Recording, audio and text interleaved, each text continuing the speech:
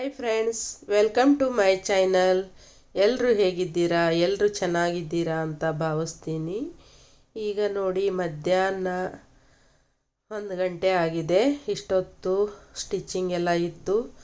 ಆಮೇಲೆ ಮುಗಿಸ್ಕೊಂಡು ಎಲ್ಲ ಸ್ನಾನ ಎಲ್ಲ ಮುಗಿಸ್ಕೊಂಡು ಪೂಜೆ ಎಲ್ಲ ಮುಗಿಸಿ ಈಗ ಅಡುಗೆ ಮನೆಗೆ ಅಡುಗೆ ಮಾಡೋದಕ್ಕಂತ ಬಂದಿದ್ದೀನಿ. ನೋಡಿ, ಯಾರೆಲ್ಲ ನನ್ನ ಯೂಟ್ಯೂಬ್ ಚಾನಲ್ ನೋಡ್ತಾ ಇದ್ದೀರಾ, ದಯವಿಟ್ಟು ಸಬ್ಸ್ಕ್ರೈಬ್ ಮಾಡಿಕೊಂಡು ವಿಡಿಯೋನ ಪೂರ್ತಿಯಾಗಿ ನೋಡಿ, ಹಾಗೆ ಒಂದು ಲೈಕನ್ನು ಕೊಡಿ. ಹೊಸಬರು ನೋಡ್ತಾ ಇದ್ದರೆ ದಯವಿಟ್ಟು ಸಬ್ಸ್ಕ್ರೈಬ್ ಮಾಡಿಕೊಂಡು ನೋಡಿ, ಸಪೋರ್ಟ್ ಮಾಡಿ. ನಿಮ್ಮ ಸಪೋರ್ಟ್ ನಮಗೆ ತುಂಬಾ ಮುಖ್ಯ. ಈಗ ನೋಡಿ, ಬೇಳೆ ಎಲ್ಲ ತೊಳೆದು ಇಟ್ಕೊಂಡಿದ್ದೀನಿ, ಅಕ್ಕಿ ಮತ್ತು ಬೇಳೆ. ಆಮೇಲೆ ಎಲ್ಲ ತರಕಾರಿ ಕಟ್ ಮಾಡ್ಕೊಂಡಿದ್ದೀನಿ. ಅದನ್ನೆಲ್ಲ ಹಾಕ್ಕೊಂಡು ಈಗ ಕುಕ್ಕರಲ್ಲಿ ಇಡಬೇಕು. ಆಮೇಲೆ ಮಸಾಲೆಗೆ ತೆಂಗಿನ ತುರಿ ಎಲ್ಲ ತುರಿಬೇಕು. ಹಾಗೆ ಬದನೆಕಾಯಿ ಭರ್ತ್ ಮಾಡ್ತಾಯಿದ್ದೀನಿ. ಇವತ್ತು ಗ್ಯಾಸ್ ಮೇಲೆ ಸುಟ್ಕೊಂಡು ಭರ್ತ್ ಮಾಡ್ತಾಯಿದ್ದೀನಿ. ಒಂದು ದೊಡ್ಡ ಬದನೆಕಾಯಿ ತಂದಿದ್ದೀನಿ.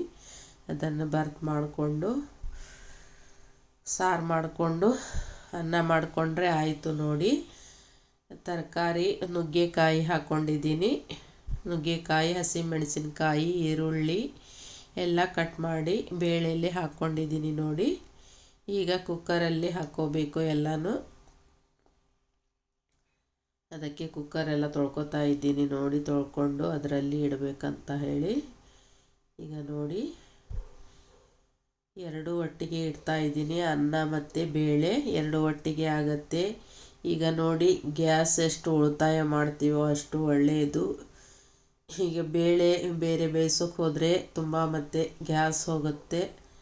ಅದಕ್ಕೆ ಗ್ಯಾಸಿನ ತುಂಬ ಪ್ರಾಬ್ಲಮ್ ಇದೆ. ಈಗ ನಂಬರ್ ಹಚ್ಚಿಂದ 45 ದಿವಸದ ಮೇಲೆ ಗ್ಯಾಸ್ ಸಿಗುತ್ತಂತೆ. ನಾನು ಈಗ ಸದ್ಯದಲ್ಲಿ ಗ್ಯಾಸ್ ತೊಗೊಂಡಿಲ್ಲ.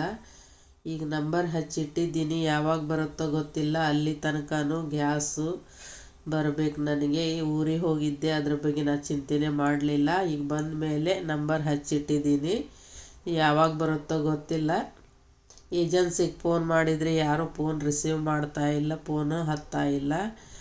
ಇಷ್ಟೊಂದು ಪ್ರಾಬ್ಲಮ್ ಇದೆ ನೋಡಿ. ಈಗ ಯಾವಾಗ ಬರುತ್ತೆ ಆ ದೇವರಿಗೆ ಗೊತ್ತು. ಸಿಲಿಂಡ್ರು ಬಂದಾಗ ನಾವು ತಗೋಬೇಕು. ನೋಡಿ, ಈ ಥರ ಪ್ರಾಬ್ಲಮ್ ಆಗಿಬಿಟ್ಟಿದೆ. ಈಗ ಏನು ಮಾಡೋದಂತಲೇ ಗೊತ್ತಾಗ್ತಾ ಇಲ್ಲ. ಸಿಲಿಂಡ್ರ್ ಮುಗಿದ್ರೆ ಏನು ಮಾಡೋದಪ್ಪ ಅಂತ ಚಿಂತೆ. ನಾವು ಎಷ್ಟು ಉಳಿತಾಯ ಮಾಡಿ ಅಡುಗೆ ಮಾಡ್ತೀವೋ ಅಷ್ಟು ಒಳ್ಳೆಯದು. ಕುಕ್ಕರನ್ನೇ ಬಳಸಿದರೆ ತುಂಬ ಗ್ಯಾಸ್ ಉಳಿತಾಯ ಆಗುತ್ತೆ. ದಯವಿಟ್ಟು ಎಲ್ಲರೂ ಕುಕ್ಕರನ್ನೇ ಉಪಯೋಗಿಸಿ. ಯಾಕಂದರೆ ಇಂಥ ಟೈಮಲ್ಲಿ ನಾವು ಎಷ್ಟು ಉಳಿತಾಯ ಮಾಡ್ತೀವೋ ಅಷ್ಟು ಒಳ್ಳೆಯದು. ಈ ಹೊರಗಡೆ ನಾವು ಗ್ಯಾಸ್ ತೊಗೋಬೇಕಂದ್ರೆ, ಸಿಲಿಂಡರ್ ತೊಗೋಬೇಕಂದ್ರೆ 2000 ಈ ಥರ ಎಲ್ಲ ರೇಟ್ ಹೇಳ್ತಾ ಇದ್ದಾರೆ. ಮನೆಯಲ್ಲೇ ಒಬ್ಬರು ತೊಗೊಂಡ್ರು 2000 ಅಂತೆ. ಇಷ್ಟೆಲ್ಲ ಪ್ರಾಬ್ಲಮ್ ಆಗಿದೆ ನೋಡಿ. ನಮ್ಮಂಥವರಿಗೆಲ್ಲ ಅಷ್ಟೆಲ್ಲ ದುಡ್ಡು ಕೊಟ್ಟು ತೊಗೊಳ್ಳಿಕ್ಕೆ ಆಗಲ್ಲ ಬಿಡಿ. ಈಗ ನೋಡಿ, ಬದನೆಕಾಯಿ ಭರ್ತಿಗೆ ಈರುಳ್ಳಿ ಸಣ್ಣದಾಗಿ ಹೆಚ್ಕೋತಾ ಇದ್ದೀನಿ. ನೋಡಿ, ಮಸಾಲೆಗೆ ತೆಂಗಿನಕಾಯಿ ತುರಿ ಎಲ್ಲ ತುರಿದಿಟ್ಕೊಂಡಿದ್ದೀನಿ. ಈಗ ಟೊಮೆಟೊ ಕಟ್ ಮಾಡಬೇಕು, ಹಾಗೆ ಮೆಣಸಿನ್ಕಾಯಿ ಕಟ್ ಮಾಡಬೇಕು. ನೋಡಿ, ಸಣ್ಣದಾಗಿ ಈರುಳ್ಳಿ ಹೆಚ್ಕೋತಾ ಇದ್ದೀನಿ ಬದನೆಕಾಯಿ ಭರ್ತಿಗೆ. ಈ ಥರ ಸುಟ್ಕೊಂಡು ಬದನೆಕಾಯಿ ಭರ್ತ್ ಮಾಡಿದರೆ ತುಂಬ ಟೇಸ್ಟಿಯಾಗಿರುತ್ತೆ, ತುಂಬ ರುಚಿನೂ ಆಗಿರುತ್ತೆ. ಅದಕ್ಕೆ ಮಾಡ್ತಾ ಇದ್ದೀನಿ. ನೀವು ಈ ಥರ ಮಾಡಿದರೆ ಕಮೆಂಟ್ ಮಾಡಿ, ಇಲ್ಲ ಅಂದರೆ ಒಂದು ಸಲ ಮಾಡಿ ನೋಡಿ ಹೇಗಿರುತ್ತೆ ಟೇಸ್ಟ್ ಅಂತ ಹೇಳಿ. ಈ ಸಿಲಿಂಡ್ರದ್ದೇ ಚಿಂತೆ ಆಗಿಬಿಟ್ಟಿದೆ ನೋಡಿ. ನನಗಂತೂ ಅಡುಗೆ ಬಂದರೆ ಬರೀ ಸಿಲಿಂಡ್ರ್ ಚಿಂತೆ. ಈಗ ನೀರು ಸಹಿತ ಜಾಸ್ತಿ ಕಾಯಿಸ್ತಾ ಇಲ್ಲ ನಾನು. ಹೇಗೋ ಸೆಕೆ ತುಂಬ ಜಾಸ್ತಿ ಇದೆ. ಹಾಗೆ ಸ್ವಲ್ಪ ಉಗುರು ಬೆಚ್ಚಗೆ ಮಾಡಿ ಸ್ನಾನ ಮಾಡ್ತಾ ಇದ್ದೀನಿ. ಬಿಸಿನೀರು ಸ್ನಾನ ಮಾಡೋಕ್ಕಾಗಲ್ಲ ಈಗ. ಆದರೂ ಜಾಸ್ತಿ ಕಾಯಿಸೋದಕ್ಕೆಲ್ಲ ಹೋಗೋದಿಲ್ಲ. ಯಾಕಂದರೆ ಸಿಲಿಂಡ್ರದ್ದು ತುಂಬ ತೊಂದರೆ ಇದೆ. ಈಗ ಎಷ್ಟು ನಾವು ಉಳಿತಾಯ ಮಾಡ್ತೀವಿ ಅಷ್ಟು ಒಳ್ಳೆಯದು. ಇಲ್ಲ ಅಂದರೆ ಸಿಲಿಂಡ್ರ್ ಖಾಲಿ ಆದರೆ ತುಂಬಾ ತೊಂದರೆ ಆಗುತ್ತೆ. ಈಗ ಅದಕ್ಕೆ ಎಷ್ಟು ಸಾಧ್ಯ ಆಗುತ್ತೋ ಅಷ್ಟು ಉಳಿತಾಯ ಮಾಡ್ತಾ ಇದ್ದೀನಿ. ನೋಡಿ, ಬಿಡೋಕ್ಕೂ ಆಗಲ್ಲ. ಬೇಕಲ್ಲ, ಅಡುಗೆ ಮಾಡೋದಕ್ಕೆ ಬೇಕೇ ಬೇಕು. ಎಷ್ಟೇ ನಾವು ಇರಲಿ ಏನೇ ಆಗಲಿ ನಾವು ತಗೊಳ್ಳೇಬೇಕಾಗತ್ತೆ. ಸಿಲಿಂಡ್ರ್ ಅಂತೂ ಇಲ್ಲದೆ ಕೆಲಸ ಆಗಲ್ಲ. ಈ ಟೈಮಲ್ಲಿ ಕರೆಂಟಿನ ಒಲೆ ಈ ಥರ ಯೂಸ್ ಮಾಡಿದರೆ ಪರವಾಗಿಲ್ಲ. ಅದು ಕರೆಂಟ್ ಬಿಲ್ ತುಂಬ ಬರುತ್ತೆ ಬಿಡಿ, ಅದಕ್ಕೂ ಆದರೂ ಕರೆಂಟ್ ಬಿಲ್ ತುಂಬ ಇರುತ್ತೆ. ಯಾವುದು ಕಡಿಮೆದಲ್ಲಿ ಆಗೋದಿಲ್ಲ. ಫ್ರೀ ಕೊಟ್ಟಿದ್ದಾರೆ ಖರೆ, ಅದು ಜಾಸ್ತಿ ಯೂನಿಟ್ ಇರಲ್ಲ, ಅವ್ರದ್ದು ಕಡಿಮೆ ಯೂನಿಟ್ ಇರುತ್ತೆ.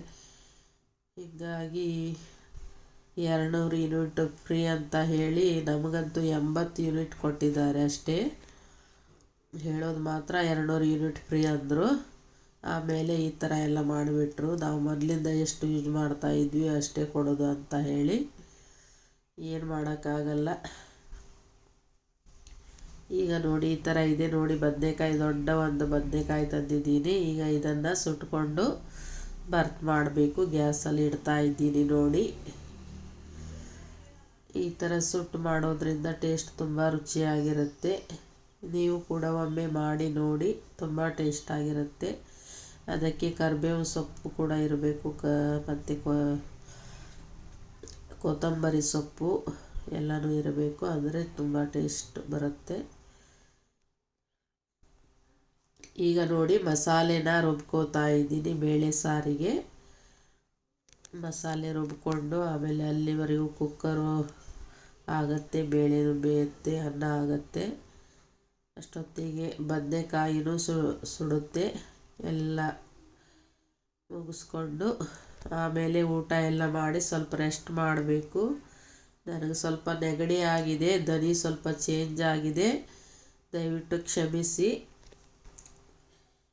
ಮೇಲೆ ನೆಗಡಿ ಒಂದು ಬರ್ತಾನೆ ಇರುತ್ತೆ ನೋಡಿ. ಈಗ ಅಲ್ಲಿಂದ ಬಂದೆಲ್ಲ, ಈಗ ನೀರೆಲ್ಲ ಚೇಂಜ್ ಆಗಿದೆ, ಮತ್ತೆ ನೆಗಡಿ ಬಂದಿದೆ. ಏನು ಮಾಡೋದು, ಮೇಲೆ ನೆಗಡಿ ಅಂತೂ ತಪ್ತಾನೇ ಇಲ್ಲ. 15 ದಿವಸಕ್ಕೆ 1 ತಿಂಗಳಿಗೆ ಒಂದು ನೆಗಡಿ ಬರ್ತಾನೇ ಇದೆ. ಏನು ಮಾಡೋದು ಅಂತಾನೆ ಗೊತ್ತಾಗ್ತಾ ಇಲ್ಲ ನೋಡಿ. ಮಸಾಲೆ ರುಬ್ಕೋತಾ ಇದ್ದೀನಿ.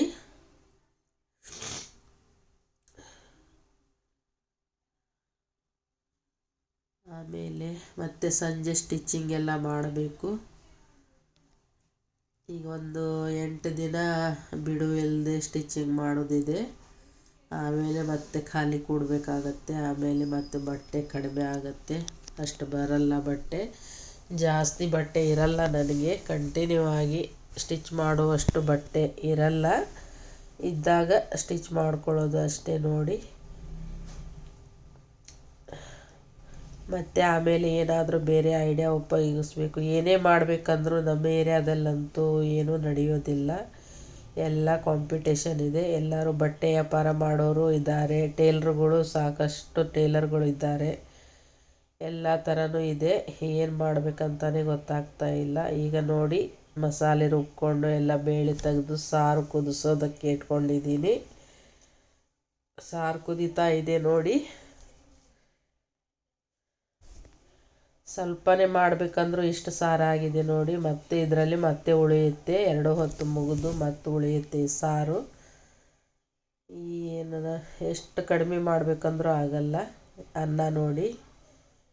ಈಗ ನೋಡಿ ಬದನೆಕಾಯಿ ಎಲ್ಲ ಸುಲಿದು ಎಲ್ಲ ಸಿಪ್ಪೆ ತೆಗೆದು ಈ ಥರ ಮಾಡಿ ಇಟ್ಕೊಂಡಿದ್ದೀನಿ ನೋಡಿ. ಎಲ್ಲ ಕ್ಲೀನ್ ಮಾಡಿಬಿಟ್ಟು ಇದಕ್ಕೆ ಈಗ ಈರುಳ್ಳಿ, ತೆಂಗಿನ ತುರಿ, ಹಾಗೆ ಮೆಣಸಿನ್ಕಾಯಿ, ಮತ್ತು ಈಗ ಹುಣಸೆ ಹಣ್ಣು ಹಾಕಬೇಕು. ಹುಣಸೆ ಹಣ್ಣೆಲ್ಲ ಹಾಕಿ ಗಿವುಚಿ ಈ ಥರ ಮಾಡಿ ಇಟ್ಟಿದ್ದೀನಿ ನೋಡಿ. ಎಲ್ಲನೂ ನಿಮ್ಗೆ ತೋರಿಸಿಲ್ಲ, ಸುಮ್ಮನೆ ವಿಡಿಯೋ ಲೆಂತಿ ಆಗಿಬಿಡುತ್ತೆ ಅಂಥೇಳಿ ಎಲ್ಲನೂ ತೋರಿಸಿಲ್ಲ. ಕರಿಬೇವು, ಕೊತ್ತಂಬರಿ ಸೊಪ್ಪು ಎಲ್ಲ ಹಾಕಿ ಗಿವುಚಿ ಇಟ್ಕೊಂಡಿದ್ದೀನಿ. ಈ ವಿಡಿಯೋ ನಿಮಗೆ ಹೇಗೆ ಅನ್ನಿಸ್ತು ದಯವಿಟ್ಟು ಕಮೆಂಟ್ ಮಾಡಿ ತಿಳಿಸಿ. ಈ ಥರ ಆಗಿದೆ ನೋಡಿ. ಮತ್ತೆ ಸಿಗೋಣ ಮುಂದಿನ ವಿಡಿಯೋದೊಂದಿಗೆ. ನಮಸ್ಕಾರ.